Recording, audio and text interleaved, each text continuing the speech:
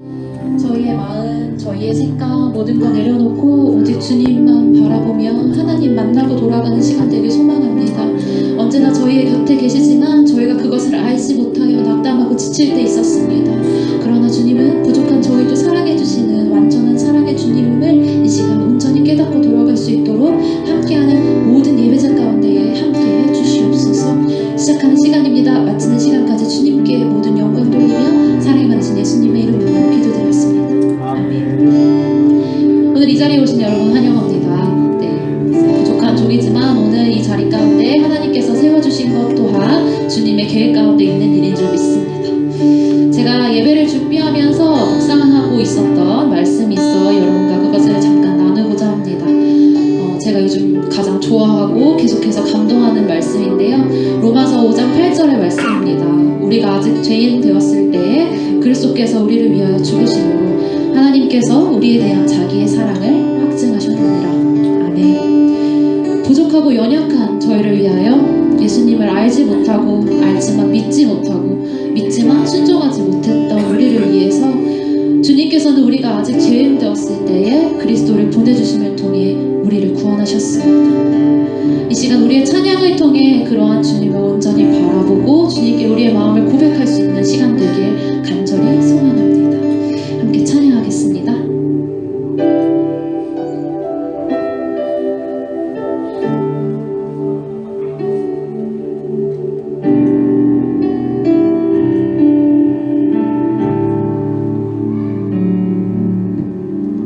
내 백성이 나를 떠나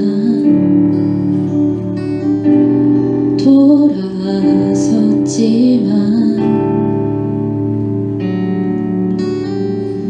내 사랑이 내 백성을 포기 못하니 내 모든 건 내어주고 나 그들을 얻으리라. 여호와께 돌아가자. 우린 돌아서도 그는 변치 않는 여호와께 돌아가자. 우린 넘어져도 그 사랑 영원하리.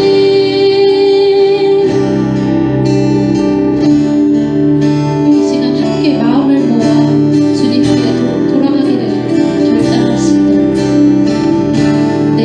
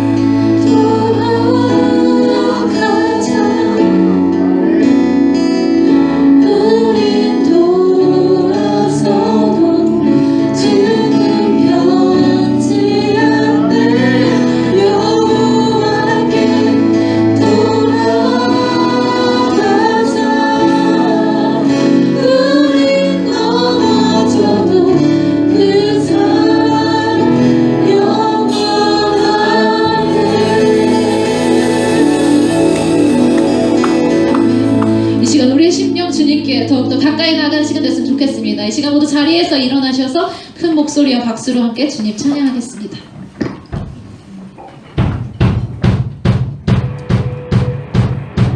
자, 이번 찬양은 특별히 제가 인도를 할 건데요. 자, 저희가 함께 뭘 한번 해봤으면 좋겠습니다. 자, 알러트 후렴구에 보시면 주 앞에 설 때까지라는 찬양 가사가 있거든요. 거기에 맞춰서 박수를 치고 헬리를 한번 외쳐보도록 하겠습니다. 연습 한번 해볼게요. 둘, 셋. 주 앞에 짝 설 때까지. 예! 이 박자입니다. 자, 당황하신 것 같은데 한 번만 더 다시 해볼게요. 자, 해볼게요. 주 앞에 설 때까지. 예! 한 번만 더 해볼까요? 좀 많이 당황하시는 것 같아서 오늘 두 번만 하려고 했는데 한 번 더 해볼게요. 주 앞에 설 때까지.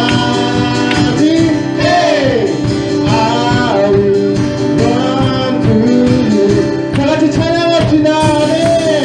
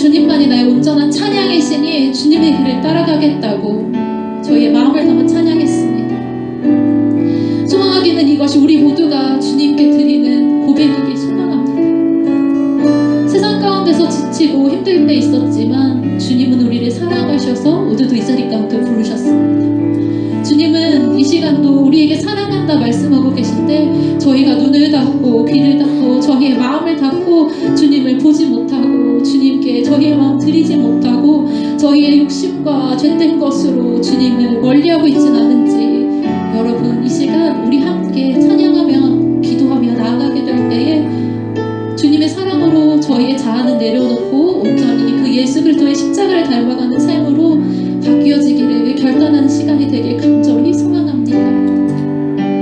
함께 찬양하겠습니다.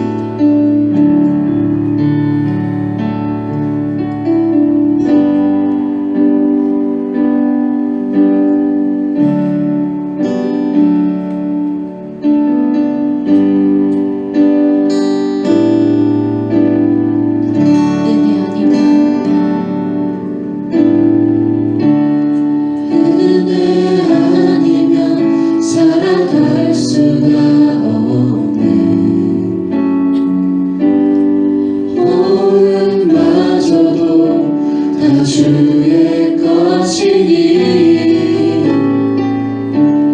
세상 평안과 위로 내게 없어도 예수 오직 예수뿐이네. 다시 고백합니다. 은혜 아니면 은혜 아니면 살아갈 수가 없네.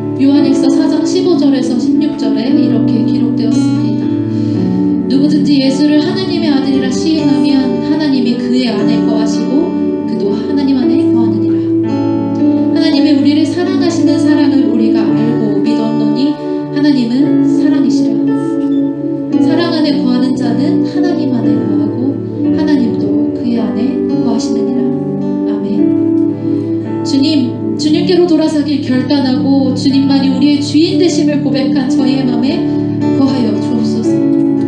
이 시간의 찬양은 크고 강렬한 게 아닐지라도 우리 모든 한 사람 한 사람이 하나님께 우리의 마음을 직접 전달하는 기도와 같았으면 좋겠습니다. 나의 마음 받으소서. 주님 찬양합니다. 나의 마음 받으소서.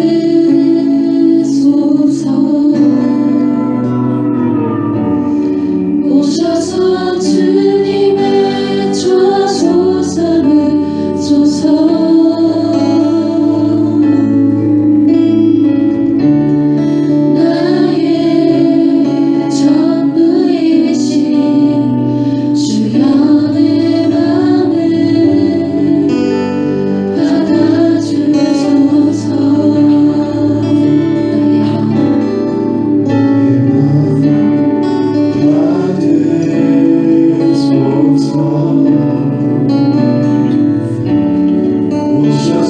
주님의 저소 삼으소서.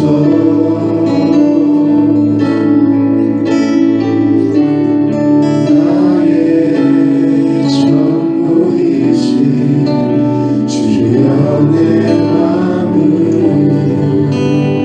받아주소서. 나의 맘을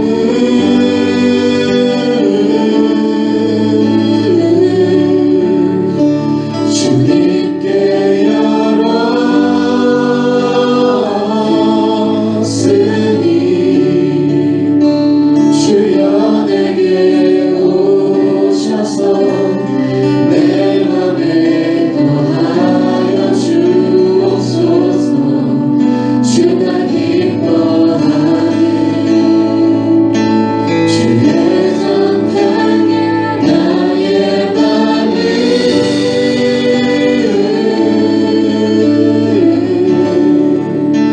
주님께 열었으니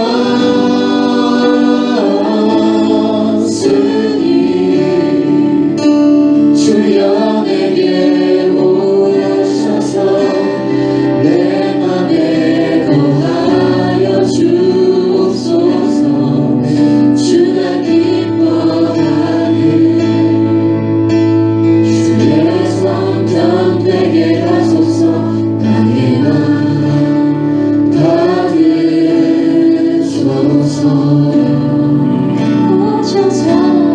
오셔서 주님의 저소 삼으소서. 나의 전부이신 나의 전부이신 주여 내 맘을 받아주소서.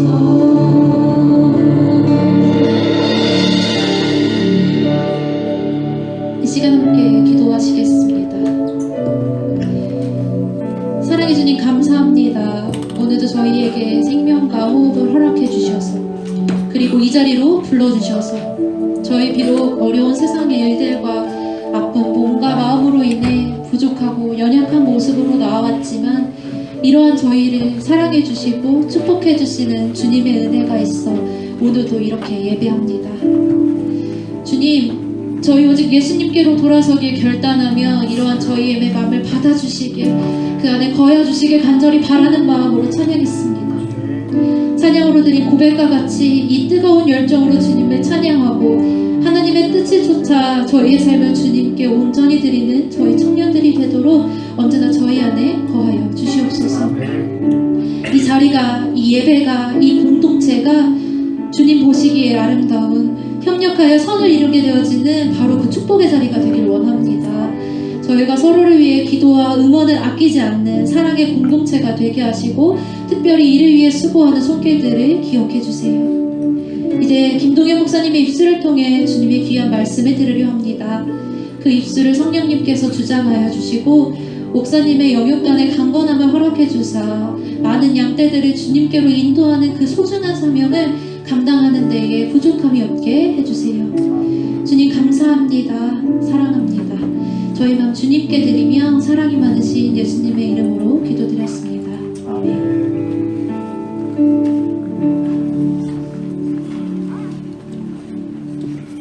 오늘 우리에게 주신 하나님의 말씀은 디모데후서 3장 14절에서 17절까지 말씀입니다. 한 절씩 교독하여 읽도록 하겠습니다. 그러나 너는 배우고 확신한 일에 거하라. 너는 내가 누구에게서 배운 것을 알며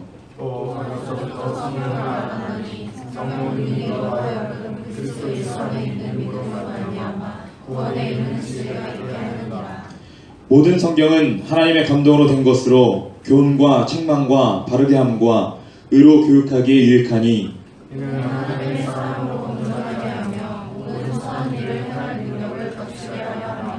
아멘. 원칙을 붙들고 살게 하소서라는 제목을 가지고 김동영 목사님 말씀 증거해 주실 때 큰 은혜 받으시기를 바랍니다. 안녕하세요.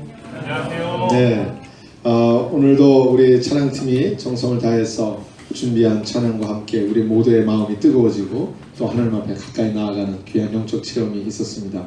너무나 감사합니다. 우리 찬양팀 한번 격려하고 축복하면 좋겠어요? 네, 너무나 참 은혜로운 찬양이고 뜨거운 찬양인데 더 많은 우리 젊은이들이 함께 할 수 있도록 우리 앞으로 최선을 다할 수 있게 되길 바랍니다. 저희가 요즘 새해 새로운 삶 시리즈로 함께 말씀을 나누고 있는데요. 이 새로운 한 해가 정말 하나님이 주시는 놀라운 은혜와 축복을 경험하는 복된 한 해가 되기를 소원하면서 우리의 삶에 꼭 있어야 되는 아주 중요한 필수 요소 한 가지를 이 시간 함께 마음에 새기려고 합니다. 우리가 살아가는 데는 삶의 원칙이 있어요. 사람마다 다 있습니다. 여러분들 살아가면서 이제껏 그냥 이렇게 살아온 것 같지만 알고 보면 여러분들 속에 나름대로의 기준이 있고 생각이 있고 아이디어가 있고 또 그 원칙들이 있습니다. 그것에 따라서 여러분은 이제껏 좋다, 나쁘다, 맞다, 틀리다, 해야 된다, 하지 말아야 된다 나름대로 결정하면서 이제껏 살아왔습니다. 근데 중요한 건 뭔가 하면요, 내가 붙든 이 원칙이 정말 바른 원칙인가, 진짜인가 하는 것이죠. 내가 붙들고 이제껏 살아온 내 인생의 원칙이 진짜가 아니라면 그러면 어떻게 되겠어요? 이제까지 그리 길지 않은 시간을 살아오면서 나의 삶을 가장 중요한 순간마다 판단의 기준이 되었던 그 원칙이 이 세상이 흔들릴 때 같이 흔들리고 이 세상이 무너질 때 같이 무너지는 원칙이라면 내 인생은 이제 앞으로 어떻게 될까요? 우리는 2017년도 한 해를 내다보면서 아직 전혀 알지 못하는 미지의 세계이지만 그러나 수많은 사람들이 마음의 불안감을 갖고 있습니다. 흔들리며 요동치는 세상을 보면서 앞으로 도대체 어떻게 될 것인지 알 수 없는 그런 현실 속에 우리가 서 있다고요? 그렇다면 우리에게 오늘 어떤 삶의 원칙을 붙들고 살 것인가, 이건 굉장히 중요한 이슈가 됩니다. 흔들리지 아니하는, 변하지 아니하는 영원한 진리를 우리가 붙들고 살아야 되는데, 우리가 이제껏 붙들고 살아온 삶의 원칙이 흔들리는 것, 바뀔 만한 것, 변하는 것이었다면 그러면 우리 인생은 이제까지 너무나도 허무함을 향하여 달려온 것과 다를 바가 없습니다. 그렇다면 정말 나의 삶에 변치 아니하는 진리로 붙들어 줄 만한 그런 삶의 원칙은 과연 어디에 있는 것일까요? 오늘 읽어주신 말씀 디모데후서 3장 16절의 말씀을 보니까 모든 성경은 하나님께 영감으로 쓰여 우리 손에 주어진 책이며 진리가 무엇인가를 가르쳐주고 우리 생활에서 악한 것이 무엇인가를 알게 해주는데 유익한 책입니다. 그리고 우리의 생활을 바르게 하고 옳은 일을 행할 힘을 줍니다. 그렇게 말씀했어요. 이 성경은 하나님께 영감으로 받은 영감으로, 즉 성령님의 감동하심으로 쓰여진 책인데 이 책이 우리에게 진리를 가르쳐준다고 말씀하고 있어요. 또 무엇이 악한 것인지 무엇이 선한 것인지를 이 성경이 우리에게 가르쳐 주시고, 그래서 이 성경이 우리의 생활을 바르게 하며 또한 옳은 일을 행할 수 있도록 힘을 주신다고 그렇게 말씀하고 있습니다. 그러니까 이 성경을 우리가 붙들게 될 때, 그때 우리가 흔들리지 않는 삶의 원칙을 붙들 수가 있게 되는 거예요. 우리가 앞으로 한 해 동안 살아가면서 이 성경을 꽉 붙들고 살아가게 되길 바랍니다. 놀라운 것은요, 내가 성경을 붙드는 것 같은데 놀랍게도 성경이 우리를 붙들어줘요. 우리가 성경을 붙들고 사노라고 하면 성경이 나를 붙들어주세요. 내 인생이 흔들리는 순간마다 이 성경이 나를 붙들어주세요. 하나님의 말씀이 나를 꽉 잡아주신다고요. 젊은 날 흔들리는 인생을 살아가는 사람들이 너무나도 많습니다. 여기에 참된 것이 있는지 저기에 참된 것이 있는지 알지 못하여 흔들리며 방황하며 요동치며 살아가는 수많은 젊은이들이 있습니다. 우리의 인생을 흔들리지 아니하도록 붙들어주는, 마치 배가 닻을 내리면 아무리 풍랑이 쳐도 마치 배가 흔들리는 것 같아도 그 배는 거기에 굳게 서 있어요. 그러나 닻을 내리지 않으면 아무리 큰 배도 바람이 불고 파도가 몰아치고 물결이 올 때 그냥 쓰러지고 떠내려갈 수밖에 없습니다. 그러므로 인생에 닻을 내리는 것이 중요한데 그것은 곧 하나님의 말씀, 성경이에요. 성경이 여러분들의 삶에 흔들리지 않는 원칙이 될 수 있길 바랍니다. 금년 한 해를 살아가면서 이 성경이 여러분들의 삶의 원칙이 되어서 늘 이 말씀에 비추어서 말씀을 따라 살아가므로 옳고 그름이 분명하고 또 여러분들이 해야 할 것 하지 말아야 할 것이 이 말씀을 따라 이루어지고 그래서 그 모든 결정한 것들이 결코 여러분의 인생에 후회가 되지 않게 되기를 주님의 이름으로 축복합니다. 그런데 먼저 우리들에게 한 가지 질문이 생기는 것은 정말 성경이 진리인가 하는 거예요. 정말 성경이 진리인가? 그렇게 질문하는 사람들은 참 많습니다. 성경이 진리인 것을 과연 우리가 어떻게 알 수 있을까요? 첫째는 외적인 증거를 통해서 알 수가 있게 됩니다. 성경이 진리라고 하는 것은 여러 가지로 증거와 증명을 할 수가 있게 되는데 첫째는 외적인 증거가 있어요. 여기 외적인 증거라고 하는 것은 역사적인 증거를 말하는 것입니다. 예를 들면 이래요. 성경에 보면 헷 족속이 나옵니다. 헷 족속이 수많은 역사가들이 실제 역사 속에 존재하지 않는 족속이었다고 생각을 했어요. 그런데 1909년도 독일 고고학자 빙클러라고 하는 사람에 의해서 이 헷 족속의 유적지를 발굴하게 됩니다. 그래서 이 헷 족속은 실제로 BC 2000년경에 거주했던, 존재했던 족속이었고 그들은 이집트와 전쟁을 벌일 만큼 그렇게 철기 문명을 가지고 있었던 뛰어난 민족이었다는 사실을 역사적으로 증명해내게 됐어요. 성경이 있지도 않은 허구의 족속을 등장시키면서 사람의 이야기를 풀어놓은 줄 알았는데 아니에요. 역사적으로 오히려 역사는 모르고 있었는데 성경이 가르쳐 주었고 성경이 사실이라고 하는 것, 참이라고 하는 것이 그렇게 역사적으로 증명되기도 했습니다. 그러므로 성경은 역사적으로 그 증거가 분명해요. 외적인 증거를 통해서 성경이 진리라는 것을 깨닫게 됩니다. 둘째로 성경이 진리인 것을 깨닫게 되는 것은 내적인 증거를 통해서 깨닫게 됩니다. 내적인 증거를 통해서 알 수 있게 되는데 내적인 증거라고 하는 뭐냐면 성경 자체의 증거예요. 성경 안에 보면 성경이 스스로를 참된 것임을 증명하고 있는 것을 우리가 보게 됩니다. 뭐 여러 가지 예를 들 수 있지만은 그 중에 한 가지는 이거예요. 성경은 1500년에 걸쳐서 쓰여졌거든요. 굉장히 오랜 세월이죠. 1500년 동안 쓴 책 혹시 여러분 보신 적 있어요? 1500년 동안 쓴 책 없어요. 그런데 성경은 무려 1500년에 걸쳐서 쓰여진 책이에요. 가장 오래 전에 쓰여진 책하고 가장 나중에 쓰여진 책하고 1500년의 시차가 있어요. 그리고 이 성경을 기록한 사람들은 한 40여 명 되거든요.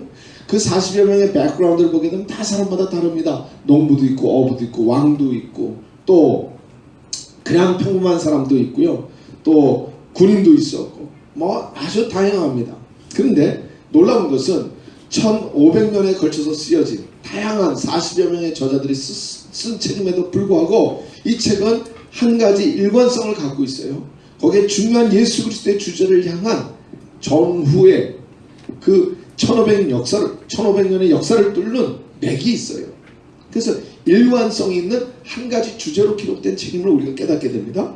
그렇다면 어떻게 1500년이라고 하는 세월 동안에 수많은 사람들이 여기저기서 기록을 했는데 어떻게 이게 하나의 주제를 가진 책으로 가능하게 되었을까? 그것은 정말 놀라운 일입니다. 예를 들면 이거예요. 편집인이 있어서 편집인이 각 저자에게 여러 저자가 있을 때 여러 각 저자들에게 주제를 주고 편집인의 의도를 가지고 글을 부탁하여 그 글을 모으면 여러 저자가 쓴 책을 모아놨어도 그건 하나의 일관성이 있는 주제를 가질 수 있게 되지요. 그러나 편집인이 의도를 가지고 주제를 가지고 부탁하지 않은 이상은 그런 일들이 일어나기가 어렵습니다. 그런데 여기 40명이 넘는 사람들이 1500년의 세월 속에서 쓰여진 책인데 어쩌면 그렇게 놀라운 주제를 이루고 맥이 흘러가는지 몰라요. 그것은 곧 성령님이 편집인이 되셔서 성령의 감동을 통하여 하나님의 사람들을 세워 저들로 기록하게 하신 책을 모아놨다는 것을 우리가 깨닫게 됩니다. 그러므로 이것을 보면 정말 성경은 성령님이 역사하신 책이로구나. 그때만이 가능한 일이 이루어진 것이거든요. 그래서 정말 성경은 성경 스스로가 참임을, 진리임을 증거하고 있음을 우리가 깨닫게 됩니다. 세 번째로 개인적인 증거를 통해서 성경은 참이요 진리라는 사실을 우리가 확인할 수가 있게 돼요. 개인적인 증거라고 하는 건 무슨 말인가 하면 개인적인 삶의 변화를 의미합니다. 성경을 만나고 성경을 읽고 성경 속에서 살아계신 하나님의 음성을 듣고 변화된 삶을 살아가는 사람들이 참 많아요. 여기 있는 이 사람으로부터 수많은 사람들이 성경을 통해서 하나님을 만나요. 성경을 통해서 그 하나님의 능력을 경험해요. 그리고 성경 말씀 때문에 변화된 인생들을 살아가게 되거든요.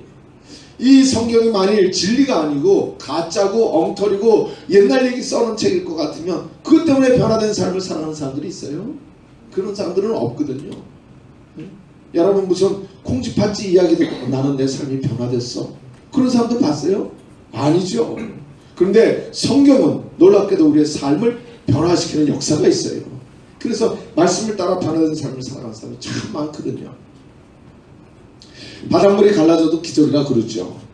불치병을 앓고 있던 사람이 치료함을 받아도 야 그건 기적이다, 암이 나았대 이러면서 기적이라고 그러죠. 그러나 정말 기적 가운데 기적은 저는 분명히 믿어요. 사람이 변화되는 것이 정말 기적이라고 저는 믿습니다. 사람이 변화되는 일만큼 어려운 일이 없거든요. 내가 스스로 변화되기를 소원합니다. 내가 변화되기 위하여 어머니가 기도합니다. 또는 사랑하는 사람이 기도합니다. 그렇게 소원하는데도 불구하고 변화되지 않는 인생을 살면서 얼마나 안타까워하는지 몰라요. 그런데 성경을 통해서 우리의 삶이 변화되거든요. 그렇다면 성경이 그저 진리의 말씀이 아니라면 어찌 성경을 통해서 그렇게 놀라운 사람이 변화되는 기적이 나타날 수 있겠어요. 그러므로 우리는 그 변화되는 아름다운 삶의 열매들을 보면서 야 정말 성경은 진리로구나, 성경은 참된 하나님의 능력이 담긴 말씀이로구나 하는 것을 우리가 분명하게 확인할 수가 있습니다. 사실은 이 시간 저는 여러분들에게 성경이 얼마나 참이요 진리인지를 증명하고 싶지 않습니다. 여러분들이 이 성경을 열어서 읽으면, 그리고 그 속에 담겨져 있는 하나님의 뜻을 깨달으면, 그럼 여러분은 정말 이 성경이 진리라고 하는 것을 설명을 통해서 아는 것이 아니라 체험적으로 알게 되리라고 저는 확신합니다. 중요한 것은 뭔가 하면 과연 이 성경이 어떻게 나의 삶 속에 그렇게 놀라운 기적을 경험하게 하고 참 진리의 말씀이 되어 내 삶을 붙들어주는 능력이 될 것인가 하는 것이죠. 그게 더 중요합니다. 그래서 이 시간 함께 이 말씀이 어떻게 나를 붙들어주며 나는 이 변하지 아니하는 원칙을 붙들고 이 한 해를 살아갈 수 있을까, 그것에 대해서 우리 함께 말씀을 나누려고 합니다. 마태복음 7장 24절의 말씀을 보니까 이렇게 말씀해요. 내 가르침을 듣고 따르는 사람은 든든한 반석 위에 집을 지은 슬기로운 사람과 같다. 든든한 반석 위에 집을 지어서 지혜로운 인생으로 살아가고자 할 것 같으면 내 가르침을 듣고 따르는 사람, 즉 하나님의 말씀 성경을 듣고 따르는 사람, 그 사람이 지혜로운 삶을 사는 것이라고 말씀해 주시고 있습니다. 그렇다면 우리가 어떻게 이 성경 말씀을 붙들고 살까요? 저는 오늘 손가락 5개로 설명하고 싶어요. 제가 손가락 5개를 가지고 이렇게 성경 꽉 붙들었습니다. 우리가 성경을 붙드는 게 마치 이와도 같아요. 이 5가지 손가락을 가지고 성경을 꽉 붙드는 것처럼 5가지 원칙이 있어요. 그 첫째는 무엇인가 하면 말씀을 듣는 것입니다. 말씀을 들어야 돼요. 말씀을 듣는 게 이 말씀을 꽉 붙들고 사는 첫 번째 방법이 됩니다. 로마서 10장 17절의 말씀을 보십시다. 믿음은 이 그리스도에 대한 복음에 귀를 기울이는 데서부터 시작되는 것입니다. 믿음은 어디서부터 시작돼요? 복음에 대하여 귀를 기울이고 듣는 데서부터. 그러니까 지금 여러분들이 귀를 기울이고 말씀을 들을 때 이 시간이 바로 믿음이 역사하는 시간이에요. 믿음이 일어나는 시간이에요. 우리가 이 말씀을 들음으로써 우리 속에 믿음이 일어나기 시작해요. 믿음은 들음에서 나게 되어 있거든요. 복음을 듣는 데서부터 우리의 믿음이 시작되는 거예요. 그러므로 이 시간이 얼마나 중요한지 모릅니다. 그래서 오후 1시 30분 점심 먹고 이게 쉽지 않은 시간이에요. 그러나 눈을 동그랗게 뜨고 그리고 말씀을 열심히 듣는 거예요. 말씀은 귀로 듣지 않습니다. 뭐로 듣는다 그랬죠? 네, 말씀은 귀로 듣지 않고요. 네, 눈으로 들어요. 눈으로 듣는 거예요. 네. 그래서 서로 여러분들에게 제가 이 데이트할 때 성공하는 비결을 하나 가르쳐 드릴 테니까 좋은 사람을 만나게 되잖아요. 그럼 그 사람이 얘기할 때 뭐로 들어요? 귀로 듣지 말고 눈으로 들으세요. 그러면 그 교제에 성공합니다. 그 커뮤니케이션에 성공할 수 있어요. 소통이 가능해요. 눈과 눈으로 들어야 돼요. 말을 할 때 눈을 깔고 말을 해요. 딴 데 쳐다보면서 말해요. 그러면 소통이 안 돼요. 소통이 안 돼요. 근데 눈을 쳐다보면서 눈과 눈이 부딪힐 때 그때 마음과 마음이 연결되게 돼 있어요. 사람은 귀로 듣지 않습니다. 눈으로 들어요. 눈으로 들어요. 여러분이 저한테 와서 목사님 있잖아요. 얘기하는데 제가 다 듣고 있어. 말해. 다 듣고 있어. 그러면 말하는 사람이 신이 나서 말하게 되지 않잖아요. 말하고 싶지 않지요. 뭘 듣는다고 해놓고 눈 꽉 감고 있는데 그 앞에서 이야기하고 싶어요? 서로 이야기하고 싶지 않거든요. 듣는 건 귀로 듣지 않습니다. 눈으로 들어요. 여러분들이 목장에서 서로 삶을 나누며 여러분들의 기도 제목을 나누면서 서로 이 쉐어링을 하게 될 때 그때 중요한 것이 한 가지 있어요. 서로에게 나눔을 들어줘야 되는데 들을 때는 귀로 듣는 게 아닙니다. 눈으로 듣는 거예요. 그래서 우리 목장 안에서 한 형제가 이야기를 하든지 한 자매가 이야기를 할 때 그때 봐줘야 돼. 나는 핸드폰을 계속 다 듣고 있어 말해. 아니죠. 귀로 소리가 들리는지 몰라도 마음과 마음이 연결되지 않습니다. 그때는 핸드폰 딱 접어놓고 눈동자를 쳐다봐줘야 돼요. 그 사람을 바라볼 수 있어야 돼요. 그래서 귀로 듣지 말고 눈으로 들으세요. 그러면 목장에서 서로 함께 나누는 이야기 속에 마음과 마음이 연결돼요. 삶과 삶이 연결되게 되어 있습니다. 그런데 진정한 나눔이 이루어져요. 진정한 나눔이 있을 때 그때 정말 서로 식구가 될 수 있어요. 식구가 되면 기도를 할 때 달라집니다. 그리고 저를 축복하며 격려할 때 서로 달라지게 되어 있어요. 그 삶의 열매가 다르게 되어 있어요. 그러므로 귀로 듣지 말고 눈으로 들으십시오. 하나님의 말씀을 들을 때마다 눈으로 들으십시오. 그리고 그 들려진 말씀이 하나님의 놀라운 사랑의 음성이 되어져서 여러분들의 삶에 위대한 능력이 될 수 있기를 축복합니다. 둘째로 말씀을 읽어야 합니다. 말씀을 열심히 읽으세요. 성경은 베스트셀러지요. 우리가 너무나 잘 아는 대로 베스트셀러입니다.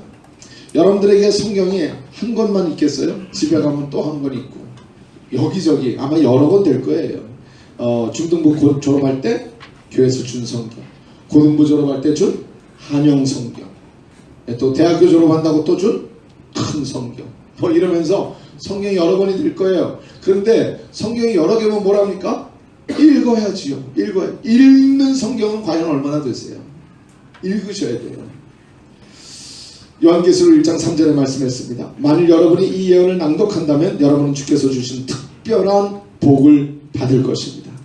나는 우리 이 사부예배에 함께 참여하는 우리 모든 젊은이들이 하나님의 특별한 복을 받게 되길 원해요. 아멘. 여러분들이 정말 이 2017년도 한 해에 정말 하나님이 주시는 특별한 복이 있어서 그것을 우리 연말에 함께 간증하면서 하나님 앞에 찬양하면서 영광 올리게 될 날을 저는 꿈꾸고 기대하면서 여러분들이 주신 기도의 제목 하나를 붙들고 기도하면서 여러분들과 함께 하고자 합니다. 그런데 중요한 건 뭐냐면요, 여러분 말씀을 읽어야 그 복을 받아요. 말씀을 읽지 않으면 복이 내게 오질 않아요. 말씀이 놀라운 복의 통로가 됩니다. 그러므로 말씀을 열심히 읽으세요. 그래서 금년 한 해는 특별한 복을 받으시길 바라요. 성경이 전부 몇 페이지가 되는지 혹시 아시나요? 성경이 전부 1754페이지예요. 성경마다 조금씩 한두 페이지 차이가 나지만 거의 똑같습니다. 그래서 성경 찾을 때 왜 에베소서 6장 2절 읽기도 하지만 몇 페이지, 몇 쪽 이렇게 가르쳐 줄 때도 있잖아요. 근데 그게 틀리지 않아요. 사람들 가지고 있는 성경이 어떤 사람은 큰 성경, 조그만 성경 뭐 다 다른데도 불구하고 페이지가 얼추 다 비슷해요. 일부러 그렇게 다 돼 있죠. 그래서 성경 창세기 1장으로부터 요한계시록 21장까지 전부 22장까지 보면 전부 1754페이지 한두 페이지 정도밖에 차이가 안 나요. 그러면 1년에 365일 가운데 주일날은 이렇게 와서 말씀을 들으니까 주일날은 안 읽고 월요일부터 토요일까지만 읽는다. 그래서 365일 가운데 52일을 뺀 그럼 며칠? 310. 네, 우리는 산수가 잘 안 되지. 수학은 잘하는데 산수가 좀 약한 편이죠. 아무튼 그 정도 돼요. 그래서 52일을 빼고 나머지 날짜마다 성경을 몇 페이지를 읽으면 다 읽을 수 있을까?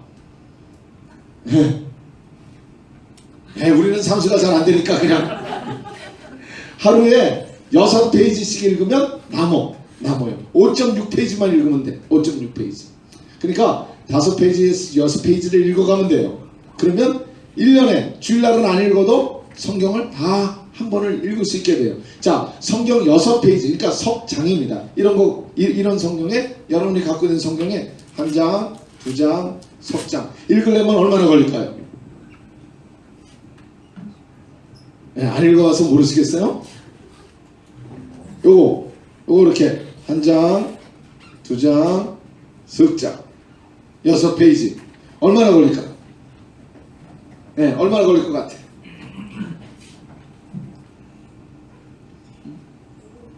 5분. 5분은 좀 빠르다. 15분? 네, 15분이면 될 것 같아요. 15분이면 충분할 것 같아요. 특별히 여러분들은 빨리 읽잖아요. 젊은 사람들일수록 빨리 읽어요. 나이 드신 분들은 아무래도 이게 빨리 잘 안 되고, 그래서 성도님들이 함께 성경을 읽을 때도 나이 들으신 분들은 빨리 쫓아오지 못하고 젊은 사람들은 좀 빨리 읽고 그런 경향들이 있어요. 여러분 같으면 15분이면 남아요. 10분이면 읽어. 10분이면 6페이지 넉넉히 읽어요. 읽으시길 바랍니다. 하루에 6페이지 읽을만 하겠어요? 읽으세요. 읽는데 중요한 건 뭐냐면 우리가 성경을 읽는다고 하는 것은 숙제를 하는 게 아니에요. 내가 교회를 다니면서 성경도 안 읽고 이게 뭐야? 성경 읽어야 되는데 의무감과 숙제로 성경 읽는 게 아니에요. 성경은 공을 쌓기 위해서 읽는 게 아니에요. 여러분 성경을 100번 읽어도 사실은 아무 소용없을 수가 있어요. 저는 이런 분도 봤습니다. 목사님, 제가 성경을 100번을 읽었습니다. 제가 그 목사님한테 순종하라고요? 저는 100번 읽었는데요. 그분 신학교 나왔다고요? 나는 성경 100번 읽었는데 신학교 나온 것보다 제가 낫지 못하지 않습니다. 나 이런 분도 봤어요. 이분은 성경 100번 읽은 게 자기에게 공이에요. 그래서 자기 주장할 만한 자격이 있다고 성경 많이 읽은 것을 자기의 공으로 삼고 자격으로 삼고 있는 사람도 본 적이 있어요. 아닙니다. 성경을 100번 읽는다고 하나님이 너 성경 100번 읽었구나, 너 참 대단하다. 하나님 전혀 그러지 않으세요. 공을 쌓기 위해서 성경을 읽는 것이 아닙니다. 성경을 읽는 것은 그 속에 하나님의 사랑이 담겨있기 때문이에요. 나는 그 하나님의 사랑이 너무나도 귀해서 우리가 아까도 찬양을 드린 것처럼 은혜 없이는 살 수가 없었어. 그런데 이 성경 속에 그 하나님의 무조건적인 사랑이 담겨 있잖아요. 놀라운 은혜가 들어있잖아요. 그래서 그 말씀을 읽으면서 하나님의 사랑을 경험하는 거예요. 그 은혜를 누리는 거예요. 사랑하는 사람이 편지를 보내옵니다. 그러면요, 이걸 읽고 또 읽었는데 또 읽어도 참 그렇게 어쩜 이렇게 잘 썼을까. 그러고는 그냥 그 연애 편지를 읽으면서 감동을 받고요. 이거는 누구한테 좀 자랑하고 싶은데, 근데 나한테 사랑을 고백한 걸 이걸 누구한테 보여주고 누구한테 자랑을 하겠어. 또 읽고 너무나 좋아가지고 그렇게 돼 있잖아요. 하나님이 주신 사랑이 담긴 편지예요. 그러니까 그 하나님의 사랑의 마음을 느끼기 위해서 읽는 거예요. 그 사랑이 너무 고마워서 읽는 거예요. 성경을 읽을 때마다 여러분의 마음이 하나님의 사랑으로 가득히 채워지는 역사가 나타날 줄로 믿습니다. 주의 음성을 내가 들으니 사랑한단 말일세.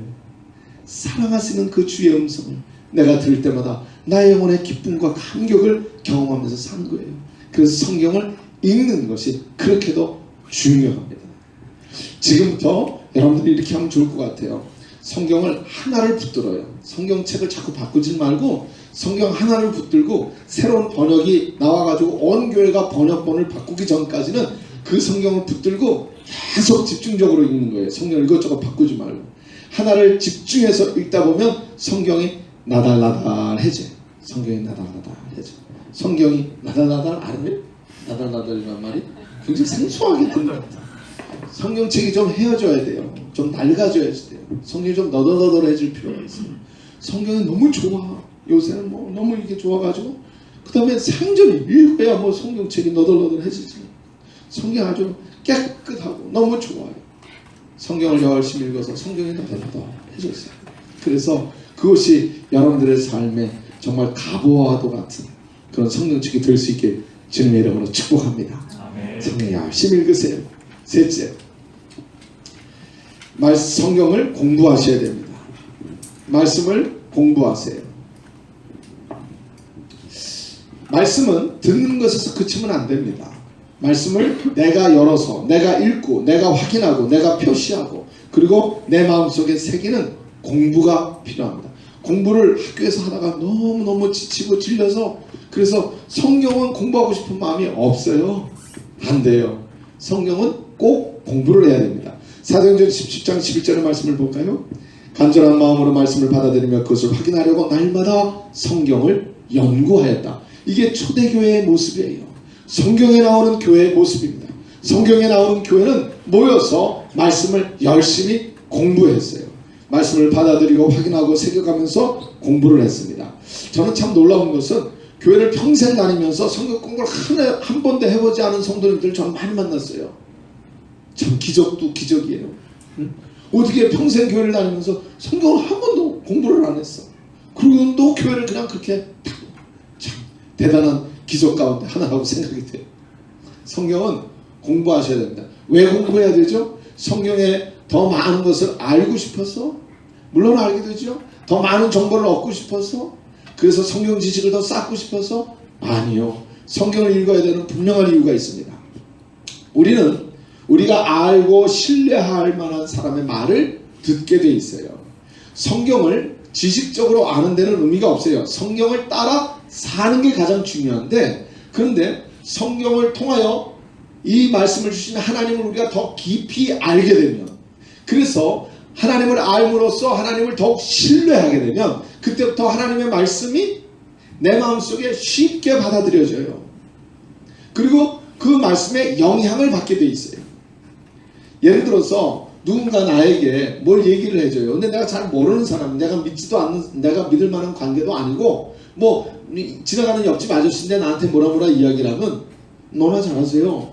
그리고 신경을 안 쓴다고요. 그런데 나를 사랑하고 내가 좋아하고 믿을만하고 신뢰할 만한 사람이 내게 뭔가를 이야기해 주기 때문에 그때는 내가 그 말에 영향을 받게 돼 있어요. 그래서 그 말대로 하고 싶은 생각이 들고 그 말대로 하게 될 때 그만한 유익을 경험하게 돼요. 성경 우리가 아까 보았던 것처럼 우리에게 유익한 책이라고 말씀을 했거든요.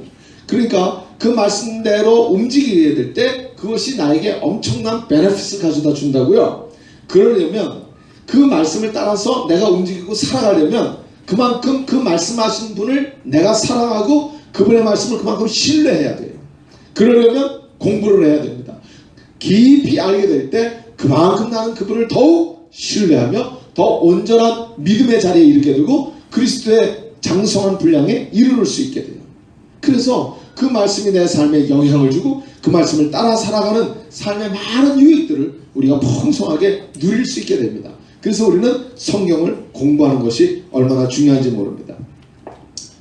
이제 저희 교회는 이제 앞으로 이 교회 전체적인 양육 프로그램 속에서 계속 이제 성경 공부가 진행이 될 거예요. 우리 청년들도 함께 이제 다 참여를 하게 될 텐데 이제 예수 영접 모임, 복음을 통해서 예수를 영접할 수 있도록 도와주는 예수 영접 모임 공부 시간이 있고, 그다음에 새가족반 처음 교회 나오게 되면 새가족반을 환영하면서 나누는 새가족반이 있고, 그 다음에는 1단계 생명의 삶 성경 공부, 2단계 새로운 삶 성경 공부, 3단계 경건의 삶 성경 공부. 이 3자가 붙은 성경 공부를 앞으로 계속해서 진행하게 될 겁니다. 그럼 여러분들이 앞으로 그 성경 공부에 함께 참여하셔야 돼요. 성경은 지식을 쌓는 데 목적이 있는 것이 아니라 삶을 살아가는 데 목적이 있기 때문에 성경 공부마다 다 3자가 붙어 있어요. 그래서 삶과 연결되어 있는 정말 우리에게 생동력 있는 말씀을 함께 배우는 시간을 갖게 될 텐데, 여러분들도 아유 학교 공부하기도 바쁜데 아유 그놈의 공부, 그런데 절대 부정적으로 생각하지 말고 마음의 문을 활짝 열고 이제 성경 공부가 열리게 되면 함께 성경 공부에 열심히 참여해 주시길 주님의 이름으로 부탁을 드립니다. 네 번째, 말씀을 외우셔야 됩니다. 우리는 외우는 걸 덜 좋아하죠. 왜냐하면 외우는 게 별로 자신이 없어서 그래요. 앞으로 이제 성경 공부에 들어오시게 되면 같이 말씀들을 외워갈 거예요. 놀라운 것은 우리가 말씀을 외워서 우리의 마음속에 새겨놓잖아요.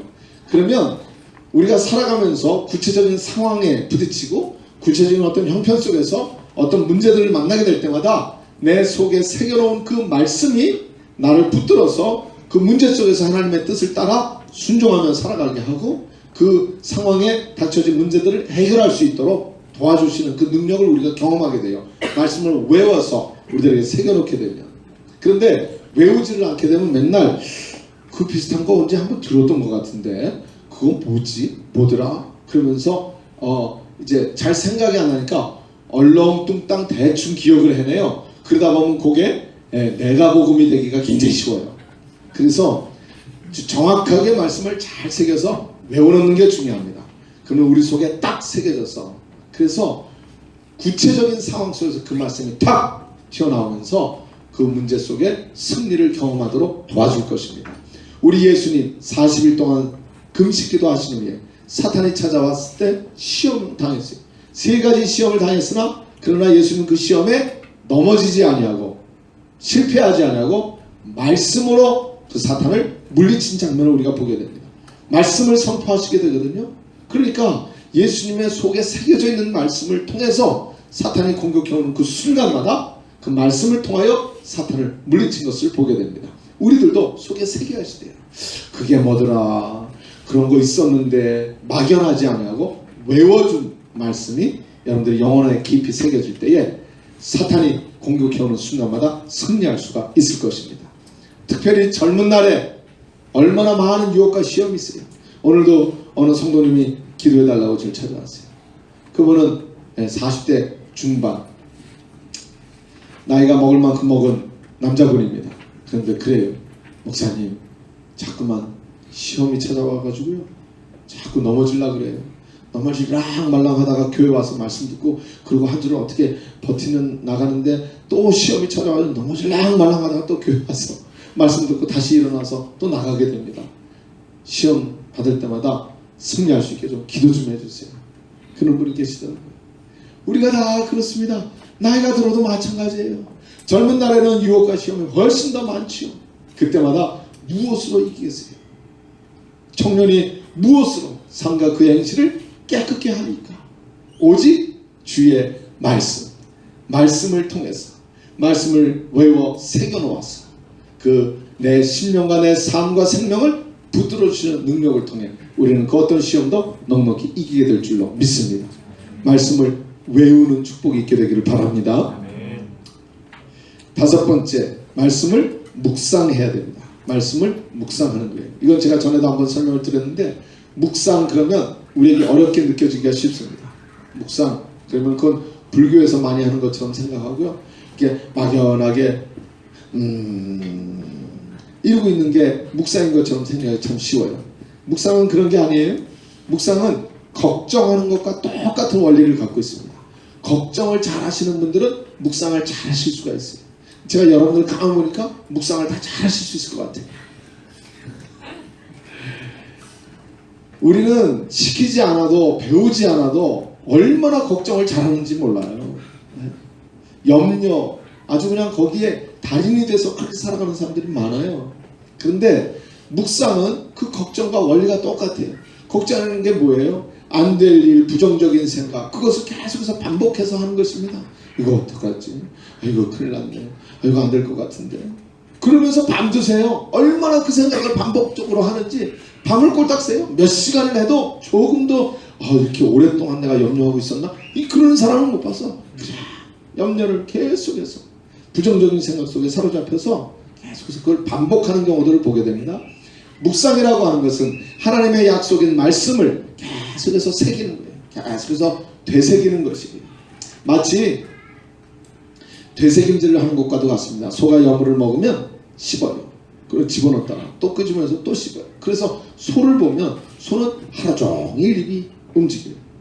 하루 종일 뭐 먹을 거 주지도 않았는데 계속해서 입이 계속 씹고 있어요. 금을 씹는 게 아니고 되새김질을 하는 거죠. 집어넣었다가 꺼내서 다시 씹는 거예요. 집어넣었다가 또 다시 또 꺼내서 씹는 거예요. 위가 4개가 있으니까 하나씩 하나씩 걸러가면서 씹어서 그래서 소화를 시키잖아요. 우리가 하나님의 말씀을 종일토록 다시 되씹는 거예요. 되새김질하는 거예요. 여러분들의 삶 속에 날마다 하나님의 말씀을 되새김질하는 은혜가 있게 되길 바랍니다. 그게 묵상이에요. 말씀을 묵상하는 자들이 누리는 놀라운 축복이 있어요. 우리가 너무나 잘 아는 말씀 시편 1편 2절로 3절에 말씀했죠. 복 있는 사람은 오직 여호와의 율법을 즐거워하여 그의 율법을 주야로 묵상하는 자로다. 그는 열매를 맺으며 그가 하는 모든 일이 다 형통하리로다. 묵상하는 사람의 삶이 형통하게 된대요. 그리고 열매가 있겠다고 약속해 주셨습니다. 정말 복 있는 사람이 되는 거죠. 여러분들의 삶이 2017년도 한 해 열매가 풍성하게 되길 축복합니다. 여러분들이 수고하고 기도하고 노력하는 것마다 다 열매를 맺게 되길 원해요. 열심히 시험 공부했어. 근데 시험 보면 떨어져. 그건 무슨 소용이에요? 열심히 시험 공부해서 시험 봤더니 돼야지요. 그게 열매잖아요. 근데 여러분의 삶 속에 열매가 있으려면 늘 나의 삶 속에 말씀을 묵상하는 일이 있어야 돼요. 말씀을 묵상할 때 그의 열매가 풍성할 것이라고 분명히 약속해 주셨기 때문에 해보세요. 늘 말씀을 묵상하면서 말씀을 되새김질하면서 그러면서 내가 씨앗을 뿌리고 노력하고 땀을 흘릴 때 하나님은 그것으로 헛수고되게 하지 아니하시고 아름다운 열매를 거두게 해주실 줄로 믿습니다. 마지막으로 말씀을 행해야 됩니다. 자, 성경을 이렇게 5 손가락으로 꽉 붙들었어요. 그래서 말씀을 듣고 읽고 그리고 공부하고 외우고 그리고 묵상합니다. 그래서 이렇게 다시 한번 해볼까요? 시작. 말씀을 듣고 읽고 공부하고 외우고 묵상하고 다시 한번 시작. 말씀을 듣고 읽고 공부하고 외우고 묵상하고. 그래서 딱 이렇게 붙드는 거예요. 성경은 그렇게 붙드는 거예요. 듣고 읽고 공부하고 외우고 묵상하면서 말씀을 붙들고 사는 거예요. 근데 말씀을 붙들면 그 다음에는 행해야죠. 순종해야죠. 말씀을 따라 살아야죠. 그래서 말씀을 실천하는 것이 가장 중요한 단계. 말씀을 붙들었으면 그 다음에는 실천하는 거예요. 오늘날 예수 믿는 사람들이 세상부터 손가락질 받습니다. 왜요? 왜 이렇게 도대체 우리가 뭐가 문제가 돼서 우리가 믿는다고는 하는데 믿는 대로 살지를 못하니까 우리의 사는 모습을 보면서 세상에서는 손가락질 하잖아요. 그렇다면 우리가 믿는 것과 사는 것이 같아야 되잖아요. 믿는 것과 우리의 삶의 실천과 하나가 되어야 되잖아요. 이것이 하나가 되지 못할 때 우리는 세상으로부터 손가락질을 받는 거예요. 그렇기 때문에 이제부터 말씀을 따라 실천하며 순종하며 행함으로 살아가는 것, 이거 참 중요합니다. 그때 하나님이 참 살아계신 하나님임을 우리는 증거할 수 있게 됩니다. 그때 우리의 믿음은 산 믿음이 되는 거예요. 믿는 것과 행하는 것이 다를 때 성경은 그를 향하여 죽은 믿음이라 말씀하세요. 그러나 믿는 것과 행하는 것이 하나가 되면 그것을 산 믿음이라고 하는 것입니다. 우리 은평에 사랑하는 모든 젊은이들 산 믿음의 사람들 되시길 축복합니다. 산 믿음의 사람들이 되세요. 우리의 행함이 달라야 되는 거예요. 믿기 때문에 살아가는 게 달라야 합니다. 야고보서 1장 22절의 말씀을 봅시다. 너희는 말씀을 행하는 자가 되고 듣기만 하여 자신을 속이는 자가 되지 말라. 이렇게 주일날 나와서요. 말씀을 듣고만 가면 여러분은 어떤 사람이 된다고요? 자기 자신을 속이는 사람이 돼요. 속이는 사람. 이게 뭔 말이래요? 그래? 왜 주일날 와서 말씀을 듣기만 하고 그러고 갔어요. 근데 왜 여러분 보러 자신을 속이는 자가 된다고 말씀하시는 거죠? 말씀을 행하지는 않고 이렇게 주일날 말씀을 듣기만 했어요. 집에 갔어요. 그 일주일 동안 살아가는데 성경은 뭐라 그래요? 그런 사람을 행하지는 않고 듣기만 한 사람, 그 사람은 자기 자신을 속이는 자 말씀하시고 있어요. 무슨 뜻이죠? 말씀을 듣기만 하고 행하지 않으면 그건 자기 자신을 속이는 자예요. 즉 내가 말씀을 듣고 또 듣고 그러잖아요. 그러면 그렇게 살지도 않으면서 꼭 그렇게 사는 것처럼 착각해요. 스스로 착각을 하면서 살아요. 그래서 자기 자신을 합리화시키고 자기 자신을 정당화시키면서 그렇게 살지는 않으면서도 하도 들어갔고 꼭 그렇게 살고 있는 것처럼 스스로 느끼는 거예요. 자기 자신을 속이는 자라고 성경은 지적해 주시고 있습니다. 그러니까 이런 거죠. 사랑하라, 사랑하라, 용서하라, 용서하라. 이 말씀을 많이 듣잖아요. 그러면 하나도 용서 안 하면서도 나는 꼭 용서한 사람인 것처럼 생각을 합니다. 자기 자신을 속이기 가장 쉬운 사람이 누구죠? 목사예요. 목사. 목사가 용서하세요. 성경이 말씀했습니다. 사랑하세요. 그러면 내 기분이 어떤 기분이 드냐면 나는 굉장히 사랑을 잘하는 사람, 용서를 잘하는 사람인 것처럼 내가 스스로 착각하기가 굉장히 쉬워요. 가르치는 자가 스스로를 속이기 가장 쉬운 사람입니다. 그래서 우리는 가끔 보면 가르치는 자들 가운데 완전히 무너지는 사람들을 보잖아요. 자기 자신을 속이고 다른 사람을 속이는데 아주 익숙한 사람을 본다고요. 가르치는 사람들 가운데서 자기 자신을 속이기가 굉장히 쉬워요. 가르치는 사람, 말씀을 가만 듣기만 하는 사람도 똑같습니다.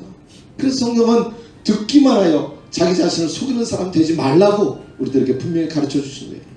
여러분들 주일날 아무리 말씀을 잘 듣고도 가서 행하지 않으면 여러분 스스로 속이는 사람이 되고 맙니다. 그러므로 행하십시오. 행할 때 행한 가운데 그냥 있지 않습니다. 마태복음 5장 19절에 보니까 그 율법에 순종하는 사람은 하늘나라에서 큰 사람이 될 것이다. 하늘나라에서 큰 사람 되세요. 하늘나라에서 큰 사람 되세요.